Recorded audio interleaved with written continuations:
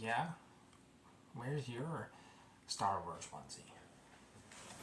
Anyway, I'm here today, standing in the court, justifying on the behalf of my defended Arizona State football, and why, telling you why, maybe it'd be worth your money to put about 20 to 40 shekels. I don't want to tell you how to spend your money. I'm not trying to tell you any of that. I'm just going to lay out some facts. My job is to help these guys, and if just because they want to enter the portal doesn't mean they shouldn't have the opportunity to continue to be on the team to finish out the year if that's what they want to do. There's no manipulation tactic behind it. It's merely just be on the team or not. It's up to you, but just know you're supported either way. When you were stocking your team through the portal last year, was there a certain type of player you were looking for? Yeah, good kids, super competitive. That was it. You're a good kid. You're super competitive. You love ball. That was our style. People that had positive attitudes or just smiles about them, right? Just talking to them wasn't miserable, I would say. I actually enjoyed building a relationship. At the end of the day, these coaches and us and these players, we're around each other so much.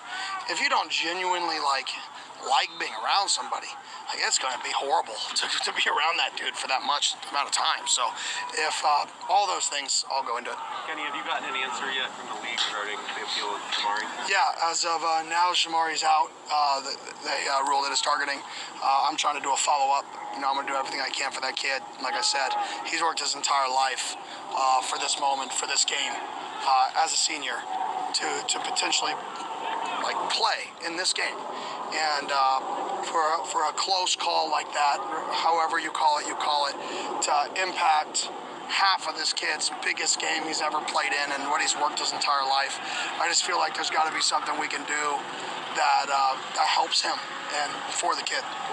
What can you do on your end beyond the initial? I'm just going to have another conversation about it, just another phone call. Like I said, if me taking 10 minutes out of my time to make one more phone call to try to, if it's, what's that saying, so 1 in a million, so we've got a chance, right? Whatever that is. If that's what it is, it's what it is. But I'm going to shoot my shot to try to help Shamari. What has come out? I haven't played a 4-quarter football game when we play in the Peach Bowl. It would have been 6 months since we played 4 quarters of football. Our starters didn't play in the last quarter of the U of A game. They didn't play in the last quarter of last week's game. So it's going to be literally six weeks, and since they played 4 full quarters of football. Giving some time to reflect, and players having the first time of a break really since August and July. What did they kind of come back with at the perspective of just being able to digest everything they've accomplished? Nothing like that. They came back and they were all in the meeting room 11 or 12 minutes early. Our standard's 5 minutes early, and we started our meeting 11 minutes or 12 minutes early, whatever that was yesterday. So that's how they came back. They came back twice as early as they normally are. And to me, that was a sign that they're hungry to get back here. And like I said, the energy level and the want-to level today was really good. But when you don't do something for a week, it's going to be a little bit sloppy. And like I told my practice, I'm not mad. This is part of football. Now we... None of your QD being in the transfer portal. Yeah, I think people like being here. I know it sounds so boring to such a simple, at the end of the day, I think kids are happy here. Even the guys that are in the portal, we got a bunch of them still out here. They're just happy here. They're enjoying it. This is an unbelievable season. I think they're treated well here. I think guys genuinely know people care about them here. I think, it's 68 degrees out today, and we're playing for a championship in the end of December. Where else can you do that? The lifestyle's good. I just think the development is good. Guys are getting better. I think all of it is just a place where people just want to be. They like each other. And I think in this world where it's difficult to build culture, and there's, everybody says you can't build anymore, you're building teams. I'm maybe old school and I may be stuck in my ways, and even though I'm young, I still believe that culture is important. I still believe trying to retain your roster and keep your roster and keep the guys in your roster happy is still important. And I still believe in all those old school principles. The hardest thing in this process is seeing really good players and saying no. It's not saying yes to every really good player. It's meeting guys, getting around guys, and then being like, man, this dude's super talented, but I don't think it's going to fit, or I don't think it's going to work. It's the hardest part is saying no. But knowing how much you had to restock the roster last season, was it difficult to say no to some players if they didn't fit who you wanted, but you thought maybe talent-wise they could help the team? Yeah, talent's great, and there's a lot of teams that can acquire so much talent, it doesn't matter. I don't think we're one of those teams. I think we have to be a team that we acquire talent that fits us, talent that fits our vision, talent that fits our program, talent that our guys like, guys that are super competitive. Our guys talk to our guys on visits. Our guys know most of the guys that we bring in. And if they're like, Coach, this dude isn't a dog, or this dude isn't competitive, or I called my buddy at school A and they said this, all right, that's not the guy for us then. Yeah, even though we had him ranked number 1 on our board, the same token, like the mentality of people is equally, if not more important than the physical skill set. Now, don't get me wrong, you got to have a physical skill set, right? Like, just because, great, I'm competitive, I can't go out there and play. But if you hit the physical skill set to play, and you may be, 2 to 3 notches below somebody above you, but we know you're wired right, I definitely want that guy that's wired right.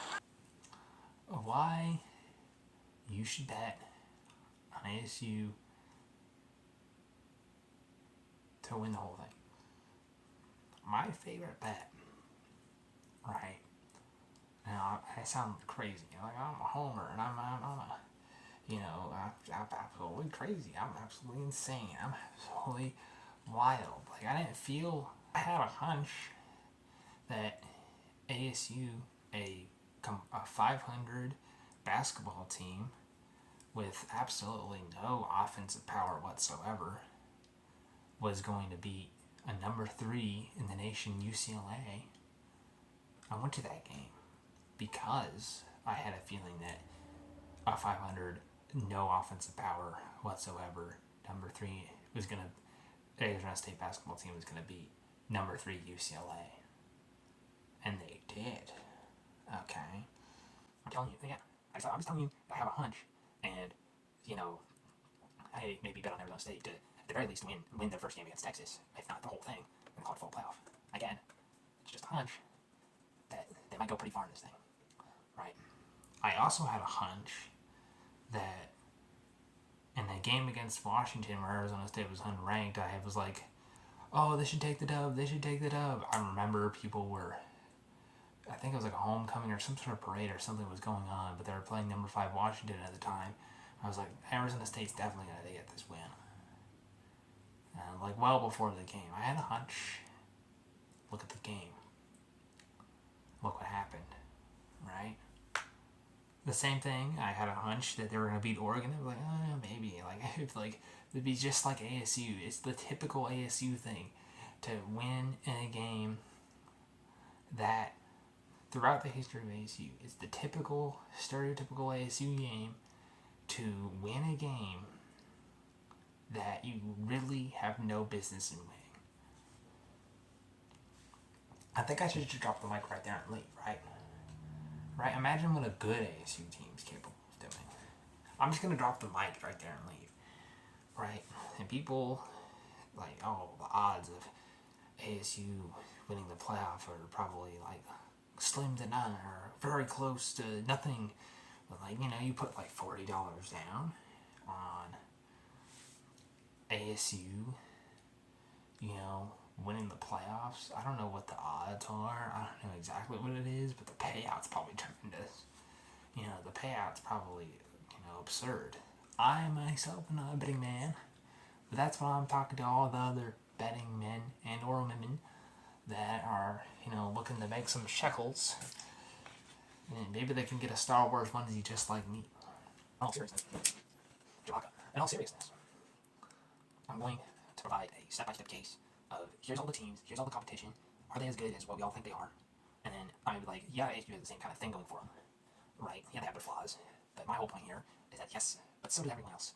And I'm going to obviously as well state the facts. I've watched just about as much college football as everyone else, right? And I've also probably watched and consumed more ASU football and content than literally anyone else, other than the coaches and the guys that it's their job, to cover ASU, obviously, right? Any other fan, right? So I follow the team very well and know a lot more in terms of what their ceiling is than somebody who might be uninformed. Basically, I'm just here to inform you, and you can thank me if you make a ton of money later.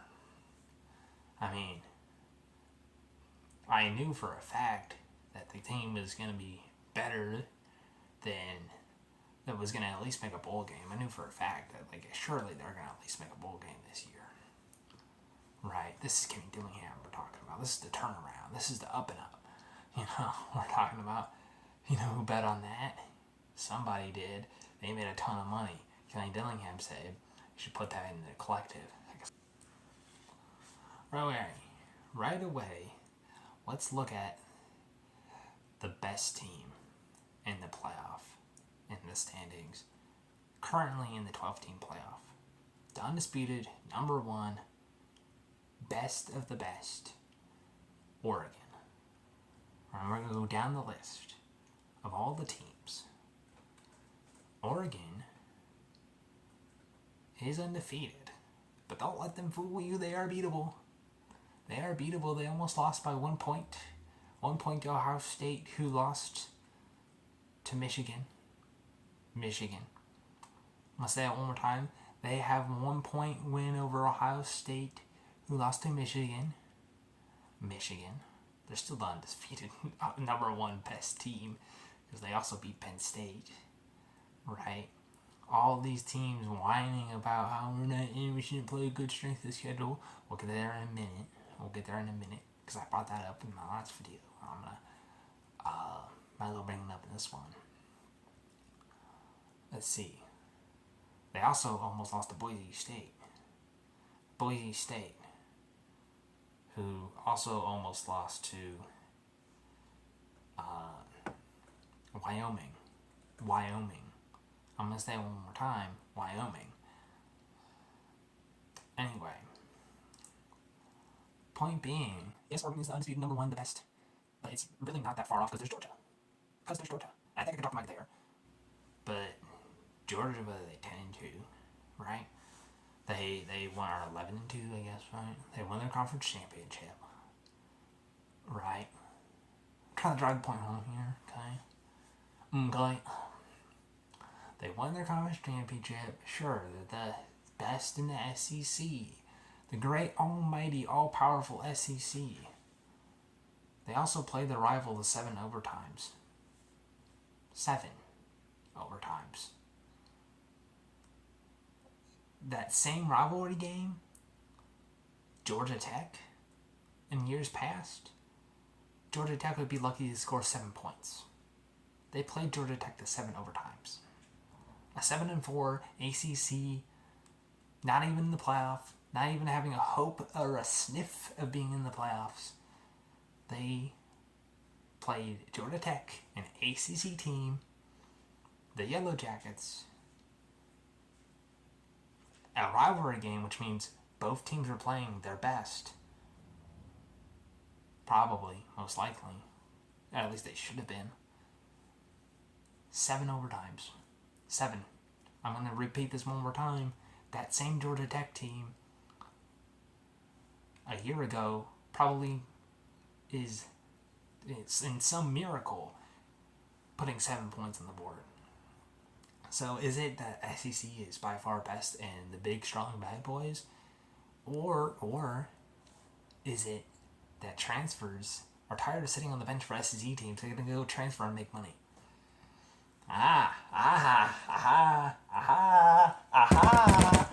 Okay, hold on. Let me collect myself.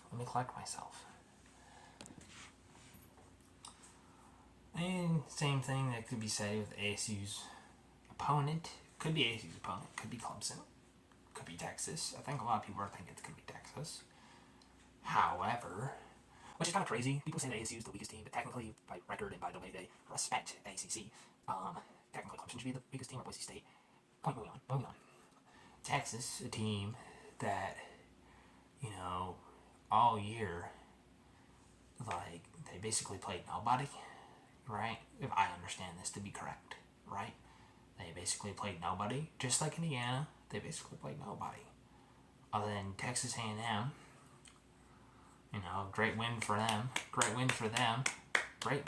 rivalry game. Great win. Just barely beat Texas A&M, who lost to Notre Dame in the beginning of the season. I'm sure they're better now. You know who Notre Dame lost to in the beginning of the season? NIU. But they beat Texas A&M. They beat Texas A&M. They beat them by 10 points. Oh yeah, let's go. Yep.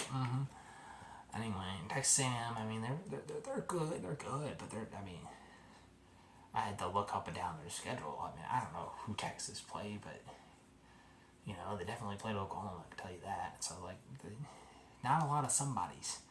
Not a lot of somebodies on that schedule. Not a lot of some. At least that's what I've been hearing. Is not a lot of somebodies. That's what I've been hearing all year. Actually, I'm gonna go look at their schedule. Let me just.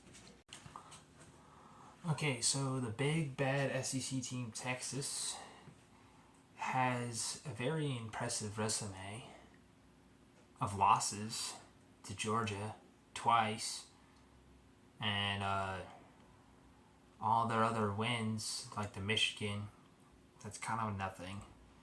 UTSA, okay, I'll give you that. No, I won't. You more. I need to know how to pronounce your name a little bit more. I don't know who they even are. They got a big one there. Mississippi State, which Arizona State played, and they actually whooped Mississippi State too, just like Texas did. Well, I actually did look down the schedule. Vanderbilt, they beat Alabama. Who I think honestly just forgot how to play football, playing both Oklahoma and Vanderbilt. I think they took care of business against Oklahoma. I mean, so at the very least they can take care of business against Oklahoma. So look, they're second place in the SEC. Obviously deserve to be in the playoffs, but are they as big and bad and as scary as they seem to be? Same thing about Georgia. Like I said, they had 7 overtimes against Georgia Tech. They also almost lost to Kentucky. Alright, you changed the score around, and now they're 7-4. Hold on. Because I'm not done cooking. The oven just barely came on.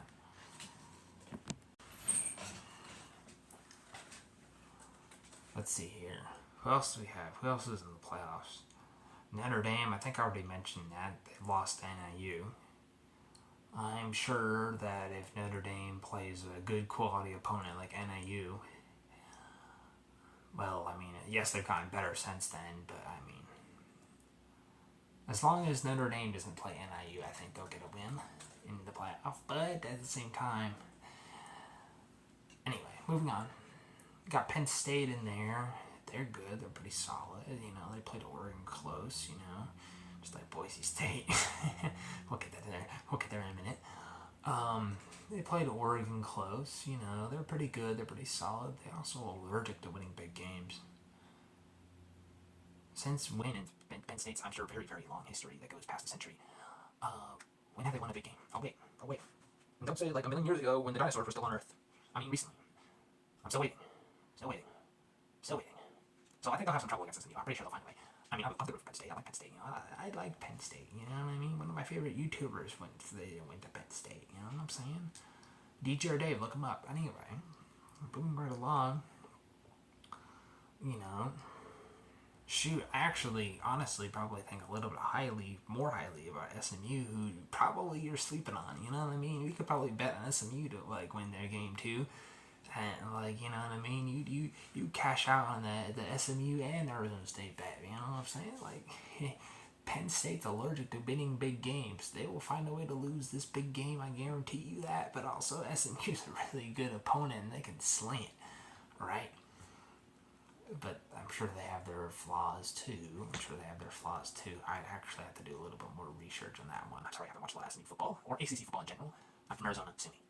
But at least I am not, making hand over fist my wage, hand over fist anyone else's wage, and getting the graphic wrong and putting UFA up there. ESPN. Who would do that? Maybe that's why I can't do anything I'm doing. Go to the year. Anyway, moving on. Because seriously, they probably thought that it was Arizona football and UFA football, so they're like, oh, it's Arizona State football. speaking of the coach of the year, Indiana, their whole thing again, same thing with Texas. They didn't play anybody. They didn't play anybody. They got beat. They got beat. Was the game as bad as like what it looked like? I don't know. Again, I didn't really watch. I could probably just go watch the game right now. But I'm trying to make a point here by pointing out flaws that are these big bad. Oh, we better watch out. Oh my gosh, all these teams. Big bad Big Ten that has the best, all the best teams. I mean, I think that's the only reason. That's probably the only reason why they're ranked so high. I think if Indiana was in, I don't know, any other conference, they'd be ranked lower. After beating a bunch of nobodies. Not really nobody, but you get the point. I mean, I'm sorry, Indiana fans, but I really want Indiana to win and beat Notre Dame because I actually think they can beat Notre Dame because. According to recent history, which took place in Tempe, Notre Dame's allergic to winning big games too.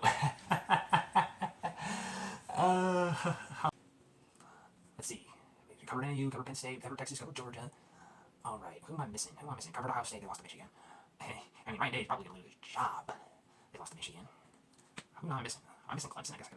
I guess in the event that Arizona State's playing Clemson, technically I like our odds more. Technically, but at the same time, they should beat Texas. That's kind of scary. Or Clemson. I mean, it's pretty obvious. They have 3 losses, and every other team, I think they're the only team right in the playoff that has 3 losses. And by some coincidence, they got into the playoff even though they have 3 losses. Even though Miami should be there, and that's just actually pretty much an undisputed fact. You know what I'm saying? Like in Alabama, I'm sorry, I would take their business, and they should be in over Miami. Or Miami should be in over Alabama. But Clemson also won the conference championship. But technically, they should also be in, I guess. Again, I point out the weakness of the rest of the field. Boise State. Let's go to Boise State. I think it's pretty obvious. Their best win is a loss to Oregon. I'm going to say that one more time. Their best win is a loss to Oregon. Does Boise State deserve to be ahead of Arizona State? Well, they have they have the best running back in the history of college football. Well, Arizona State is the second best. Yeah, I said it. And he might play long enough in the college football playoff. Just you watch. Just you wait. He might play long enough in the college football playoff that he'll be the first best. Yeah. But I do love Boise State. I do love me some Boise State. I can't even lie. I can't even stunt. I do love me some Boise State. They've had some good times in recent history in State Farm Stadium or in Glendale in recent, not, I guess recent history. I can't really put that in. That's still a while ago, but I mean they're famous for mistakes for having good times in the Fiesta Bowl. That was the Fiesta Bowl. Bro, I know ball. Okay. Oh, I'm not missing. What the hell? I'm gonna look up on this. I know I'm missing somebody. Right? Hold on. Yeah. Sorry Tennessee. Sorry about that. Forgot about y'all. All right. I knew it. What am I missing? I'm missing one. I don't know how. I don't know why, but I'm missing one. Okay. So Tennessee, low key, shoot, I'm gonna have to look at their schedule too. But low key, they have probably some flaws, but they probably also have a really good resume as far as the SEC is concerned. I mean, other than South Carolina, they're probably the more deserving team that's in the playoff. That in fact, probably the most deserving team is in the playoff that didn't go to the conference championship game. Right?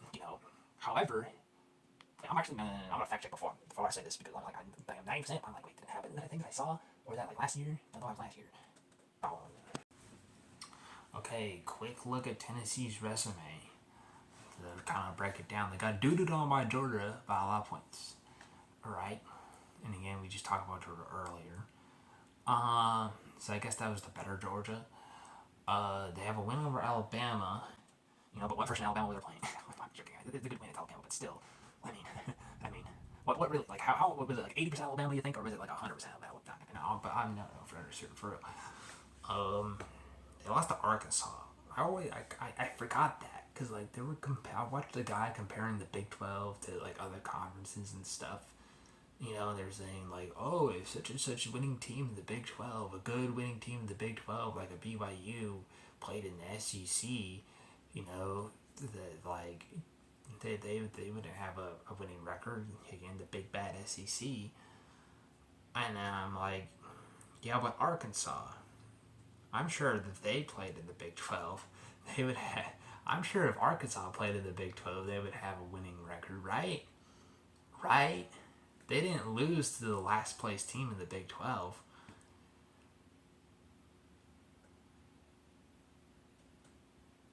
So anyway, I'm just making the point that the rest of the field, right, has its flaws, all right? And they That's my point that I'm making. Now back to the bet on Arizona State to win at least their first game. And the way I see it, again, I'm a homer, I admit it, whatever. I'm by far biased for Arizona State. You can say what you want, right? But at the end of the day, let me break this down for you. Let's see, what are their best wins? Their best wins over BYU. BYU beat SMU. I'm going to say it one more time. BYU beat SMU. If SMU beats Penn State, which could happen because Penn State's allergic to winning big games, then, therefore, that BYU win gets even better. Right? And it's like, oh, well, BYU lost to Kansas. Well, actually, Kansas decided to turn into the Kansas City Chiefs for a little bit. You know what I mean? They beat 3 ranked teams in a row, and they crushed Colorado. And then they played Baylor, who also turned out to be one of the hottest teams in the Big 12, which I didn't know.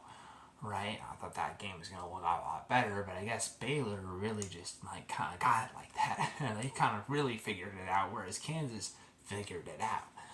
Okay?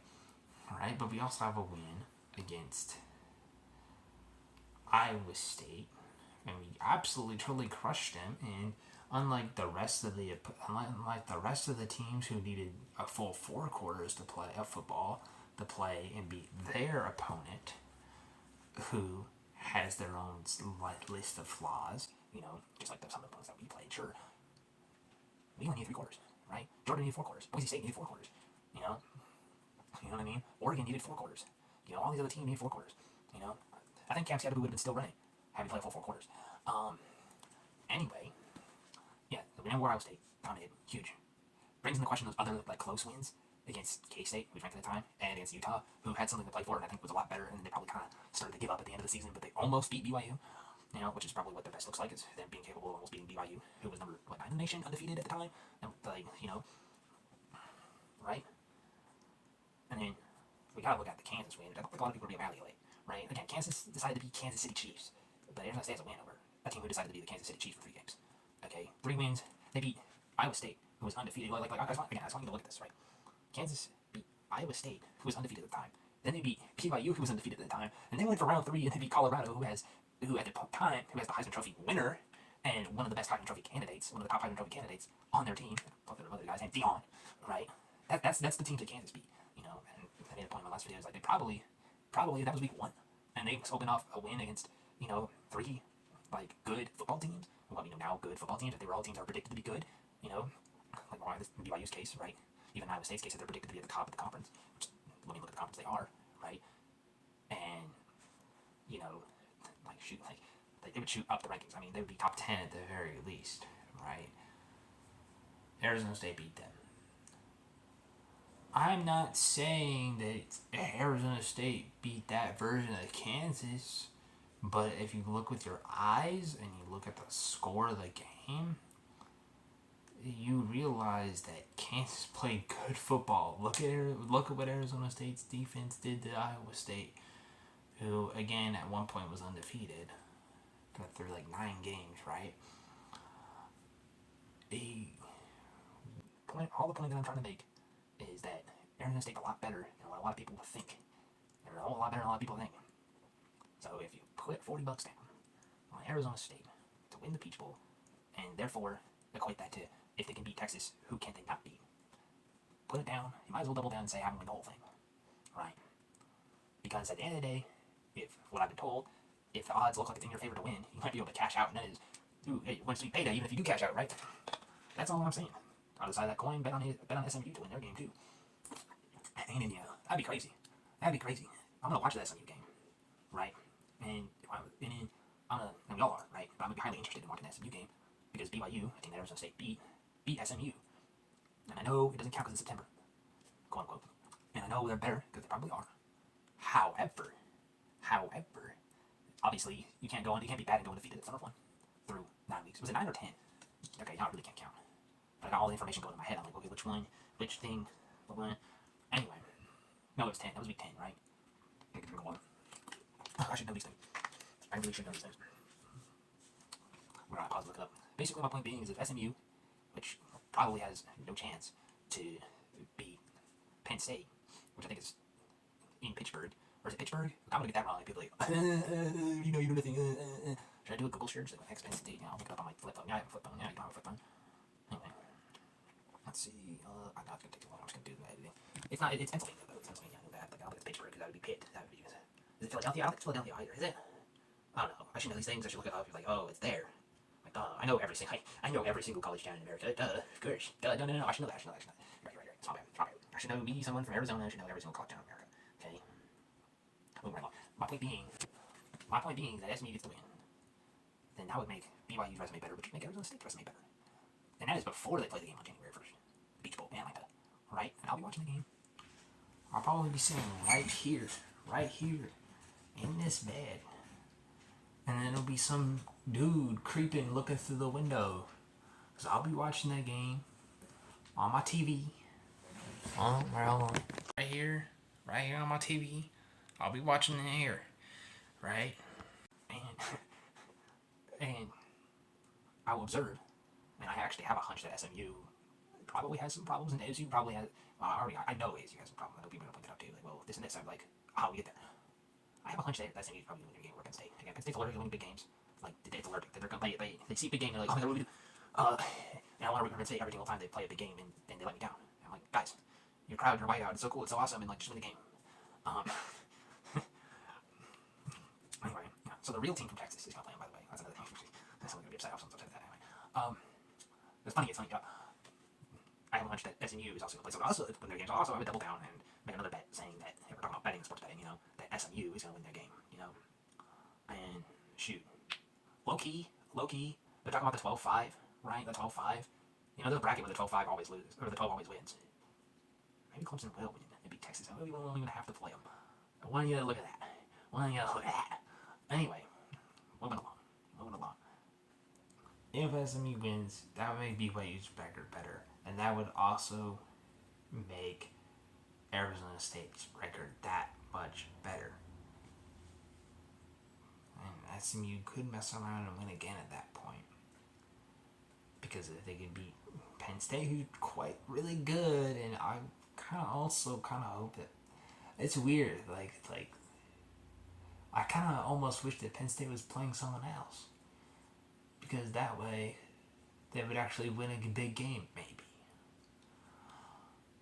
Also important to note, some things that I looked at would be really cool to happen is Ohio State. Sorry, Tennessee. I'm rooting for Ohio State, even though my family are Michigan fans, right? On my dad's side, I'm rooting for Ohio State, and it sounds disgusting. I hate it. But then the Rose Bowl would be Pac-12 versus Big Ten, which always should have been in the first place, right? And if Oregon, there's a potential matchup where Oregon can play Arizona State, and I'm like, man, wouldn't that be so cool? Because that should have been the Pac-12 championship in the first place. And I like our chances against Oregon. Look at recent history. I like our chances against Oregon. Now moving right along, Arizona State's floods. Like, oh my gosh, they lost to Texas Tech. They are a winning football program. Let's not check. Texas Tech has a winning record. They'll be going to a bowl game. I don't know what bowl game they're going to, but I definitely know they have a winning record, right? We played a terrible game as a back-to-back. We were on the road. We were down, I'm pretty sure, Samari Simmons, which is, just ask Iowa State's quarterback how good Samari Simmons is for the first half, and I guess we're going to be down Samari Simmons for the first half unless something changes. Our other loss is to Cincinnati, who, one, I thought was going to be better at the start of the season. Something about college football playoff, and I was like, maybe they'd be pretty good. Guess not. Anyway, we have a loss to them. That was also a 9 o'clock game. On the first time on the road, cross country, 9 o'clock game, 9 a.m., which means you have to get up on a flight to go over there at probably, 4? Actually, probably the day before, right? But you probably still have to get up at 4 o'clock in the morning, Arizona time. Time zones don't change. That's the fact of the day. You probably didn't even know that. Time zones don't change. And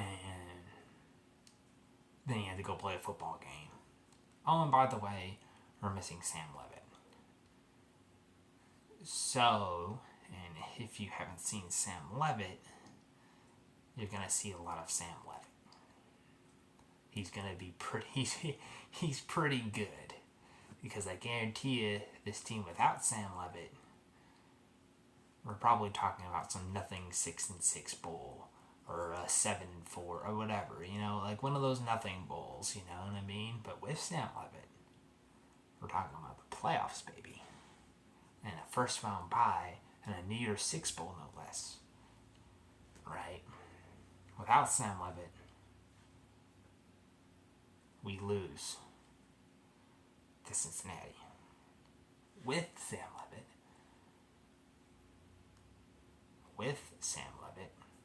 even though we don't have our best receiver, and it would have sucked if we didn't have Cam Sandifu, but even though we don't have our best receiver, we still find a way to annihilate our opponent. Sam Levitt looked really good in that football game. He looked just as good, if not better, than Cam Scatteroo. I'm going to say that one more time. Sam Levitt looked just as good, if not better, the Big 12 championship than Cam Scatteroo. Now let's talk about that. And we have a close win to UCF. It probably shouldn't have been that close. We didn't have Cam Scatteroo. Okay, that makes sense. Right? That's another guy that if we didn't have him, we'd probably be... right? But, we do. So therefore, championship. Therefore, a contender. Ain't that something? Right? Oh, and everyone underestimates our coach. Even though our coach was the offensive coordinator on the by far number one undisputed best team in college football right now. He was the offensive coordinator. Then obviously he traded everything that he could have had to be with Arizona State, which was his dream. Right? He saw opening, he took it. And he was the offensive coordinator again at by far the best undisputed number one at Oregon. No one's thinking about that. That's our offense. That's our offense. The by far, I'm going to say that one more time. The by far undisputed number one best team in college football right now, that's our offense. I'm going to say that for a third time. The by far number one best team in college football right now, Oregon, that's our offense. Mostly our offense. And I'm going to say this too. Kenny Dillingham was up against an opponent last year in UCLA who we had absolutely no business even having a sniff of a chance of winning. Oh, but wait. Kenny Dillingham started playing chess and the other team was playing checkers. Look at that game. Watch it. We ran instead of meeting head on a big destructive wrecking ball, also known as UCLA's D lineman. We decided to run an open gate play almost every play on offense. We decided to run a swinging gate, and Ken Dillingham played chess, and UCLA's coach played checkers, and we won that game. A team that had absolutely no business whatsoever, not even the slightest tiniest bit of chance. So I think Texas or Clemson, who could actually beat Texas, should probably be shaking in their boots a little bit. And again, maybe you can consider Arizona State, and maybe put somebody down, because maybe you'll make a ton in return if you're a betting man. That's all I gotta say. And also,